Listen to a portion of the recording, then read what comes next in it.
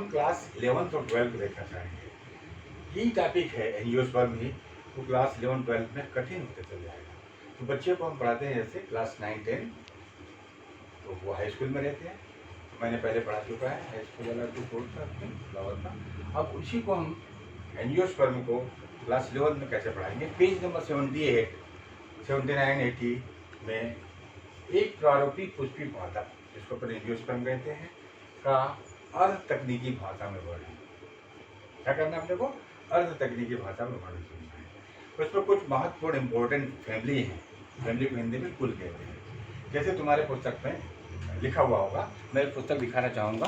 ये जो पुस्तक है this is for class A1, जो 10th में लड़के पास होके आते हैं, वो ये राज्य शिक्षण संस्थान SCRT की पुस्तक है जो चलती है, जिसमें उनको पढ़ना है। इस पुस्तक में पेज नंबर 78 से लेकर के 81 में कुछ महत्वपूर्ण कुलों का अध्ययन दिया हुआ है। अब हम उसको सरल तरीके से कैसे पढ़ेंगे, मैं तुमको बहुत सरल तरीका बताना चाहूँगा। क्लास 11 और 12 के बच्चे दोनों इनको देखें, इनको फायदा होगा। तो सबसे पहले क्या होता है, कुलों का फैमिलियों का अध्ययन करते हैं अपन। तो तुम्हारे बुक्स में जो फैमिली दी है उसी का ही मैं वर्णन बताऊँगा, क्योंकि ज़्यादा डिटेल में जाने से लोगों को समझ में नहीं आएगा। क्योंकि कॉलेज में जाओगे तो 25 फैमिलियों का अध्ययन करते हैं। अभी तुम्हारे पुस्तक में इनके 4-5 फैमिली है, जैसे फाबेसी फैमिली। फाबेसी फैमिली हमारे बॉक्स में दिया हुआ है। ये लेग्यूमिनेसी कुली का उपकुल है, जिसमें पेपेरोनेसी फैमिली में मटर ये सब आते हैं। उसके बाद सोलनेसी फैमिली है, उसके बाद लूसीफेरी फैमिली है, उसके बाद लिलियसी फैमिली है। इतनी 3-4 फैमिली हमारे बॉक्स पर दी हुई है। मैं इसमें से किसी एक फैमिली को तुमको समझाता हूँ सरल तरीके से। मैं जैसे तुमको समझाना चाहूँगा सोलनेसी फैमिली।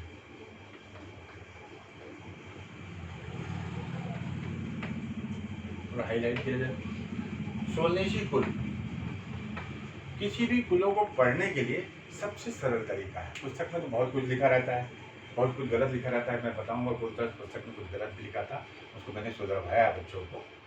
यहाँ पर सोलनेसी कुल में सबसे पहले जान जाओ कि इस कुल में कौन कौन से पौधे आते हैं। तो तुम्हारे दिमाग में आएगा कि ये पौधे इसमें आते हैं। जैसे इस कुल में सबसे अच्छा पौधा है धतूरे का पौधा, जो हम प्रैक्टिकल के समय भी काम आता है। ये बैगनी रंग का होता है, भगवान शंकर में चढ़ता है।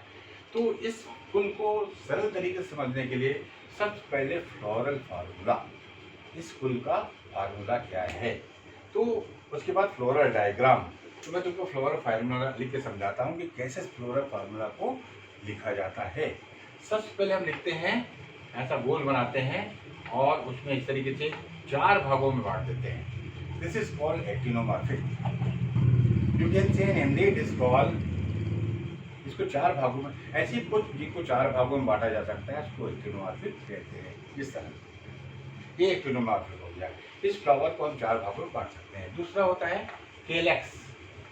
केलेक्स के पहले हम थोड़ा सा बताना चाहेंगे, एक चीज और बता दें सबको। इसके बाद बताएं कि वो फ्लावर कंप्लीट है या इनकम्प्लीट है, बाइसेक्सुअल है या यूनिसेक्सुअल है। This is indication to bisexual. Bisexual means अगर उस पौधे में मेल पार्ट और फीमेल पार्ट दोनों पाया जाता है तो उसको अपन बोलते हैं द्विलिंगी पौधा। तो ये कुल में द्विलिंगी पौधा होता है। इसके बाद आता है फूल को अपन देखेंगे तो उसका भाग आता है केलेक्स, जो बाह्यदल कहलाता है। केलेक्स के एक भाग को कहते हैं सेपल। सेपल जो होता है, इसमें सेपल की संख्या 5 होती है। ध्यान से देखोगे फूल को, प्रैक्टिकल के समय अपन तो देख के करते हैं, तो 5 आपस में जुड़े हुए होते हैं। 5 आपस में जुड़े होते हैं, इस ढंग से रहते हैं जुड़े हुए,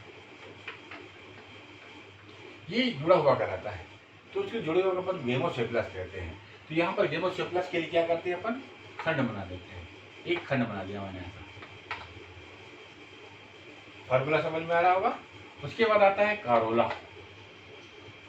कारोला के एक भाग को कहते हैं पेटल। नंबर ऑफ पेटल्स कितने होते हैं इस पुष्प में, सोलनेसी के 5, और वो भी जुड़े होते हैं। ध्यान से देखोगे फूल में भी आपस में जुड़े हुए होते हैं। बैगनी रंग का, सफेद रंग का बहुत सुंदर फूल होता है, और जुड़े रहने के कारण हम इसको फिर से कोष्टक में रख देते हैं। अब ये कहलाता है गेमो पेटलस कहलाता है। गेमोपेटलस वो हम खंड में बताए। उसके बाद केलेक्स हो गया, कारोला हो गया, फिर आता है एंड्रोशियम।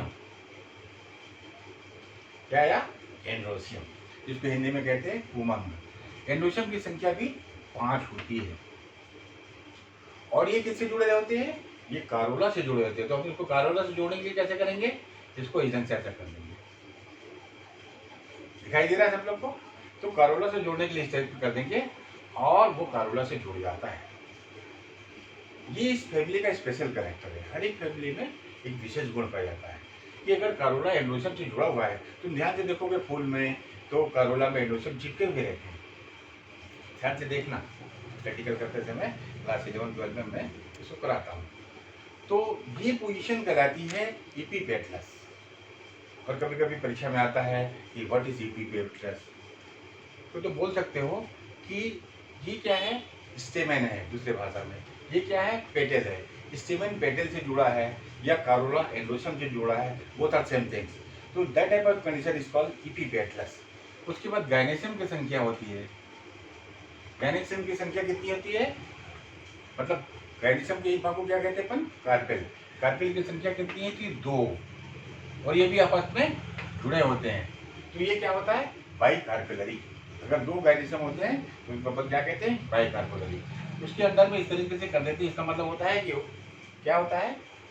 ओवरी सुपीरियर है। तो यहाँ पर ये फार्मूला हो गया। किसका फार्मूला हो गया? सोलेसी फूल का फ्लावर फार्मूला हो गया। यहाँ से यहाँ तक फ्लावर डायग्राम